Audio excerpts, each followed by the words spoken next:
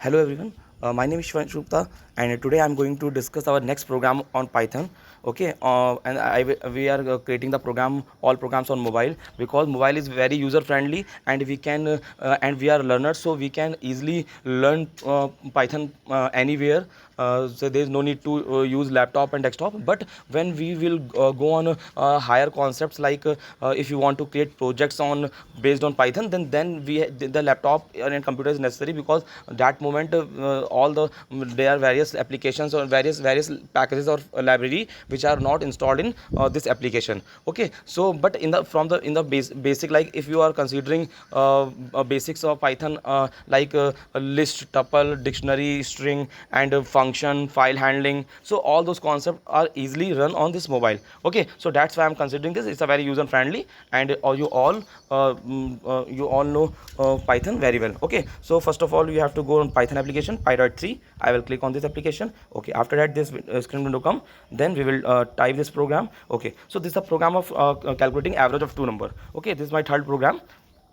In this program I am calculating average of two numbers. So first of all, in line number 1 and 2, I am given variable a and b value as it is, I already told. Okay, so after that, line number 3, I am applying the logic, because you already know all the program structure, because program contains three things. First one is input statement, second one is logic, and third one is output statement. If with the line number 1 and 2 we are giving two inputs. Okay, so okay sir, if you want to give an input, like if you want to give the number point type number, so for this you have to use float here.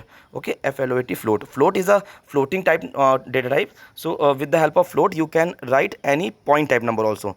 Okay, so we are using float here. So this is the third category of program in which we will discuss float, and after that I will also explain you how to create and how to enter name and character type values. Okay, so we have discussed integer value. Now we are going to discuss float type value. Float means when you want to enter a number point type number, then you can use float. Okay, so a and b are the input statement, 3 is a logic statement, avj is a variable which contain the average of a plus b by 2, means this value will hold on a variable avj. Then in line number 4 we will display a message, and comma, using comma, then display a variable. So this is a syntax. You can use syntax like as it is in all programs. First of all, you whatever message you want to given, you are used in a double quotes, then using comma, then give the variable in which answer is stored. Okay, then click on yellow button, then you will see the result. Okay, enter first number, like my first number is 3 point. Okay, I am giving a number simple, like first number is 9. Okay, enter. My second number is what? My second number is 10. Okay, so the what's the average is 14.0. Okay, so why you have to see the output is 14.0. so 14.0, that means if result is 14. Okay, then if result is 14, else our output is 14.0. Okay, so this output, this point value shown that this is a float type number. Okay, thank you. Okay, just a moment. We have to clear this answer, that this answer is correct or not. So sometimes there is a problem that we are using a plus b divided by 2. So there is a problem is what, here according to BODMAS, this expression will firstly will calculate b by 2, then it is using variable, the adding variable here. So that's why I think this answer giving this question giving wrong answer. So for improving this problem, we have to use brackets here, and when you have to give this bracket, then a plus b. Okay, now if you run this program, then give the number, like first number is 9 and the second number is 10.